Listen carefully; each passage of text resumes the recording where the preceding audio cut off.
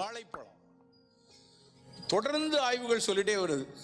குழந்தைகள்ல வாழைப்பழம் கொடுக்கக்கூடிய ஆற்றலை வேற எதுவும் கொடுக்க முடியாது. சர்க்கரை நோயாளிகளுக்கு வாழைப்பழம் வேண்டாம், ஆனா வளரக்கூடிய குழந்தைகளுக்கு வாழைப்பழம் மிக மிக அவசியம்.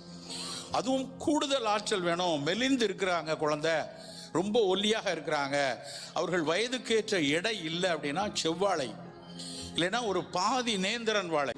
வாழைப்பழங்கிறது நம்ம நினைக்கிற மாதிரி உடல் எடை கூடுறது மட்டும் இல்லை, மனதை ஆற்றுப்படுத்துவதற்கு ஹாப்பி ஹார்மோன் சொல்லுவாங்க. செரட்டோனின் அப்படின்னு ஒரு ஹார்மோன் இருக்கு. அந்த செரட்டோனின் ஹார்மோன் தான் மனதை மகிழ்ச்சியாக வைத்திருப்பதற்கான ஒரு நகைச்சுவையை கேட்கும் போதோ இல்லை மகிழ்வான ஒரு இடத்தை பார்க்கும் போது மனதில் ஆர்ப்பரித்து ஒரு மகிழ்ச்சி வரணும்னா அந்த செரட்டோனின் ஹார்மோன் நல்லா இருக்கணும். இந்த செரட்டோனினும் டோபமின் ரெண்டு விஷயம் தான் நம்ம பல்வேறு நம்மளுடைய இயக்கங்களை கட்டுப்படுத்தி கொண்டு போகுது. இன்னொன்று மாதுளை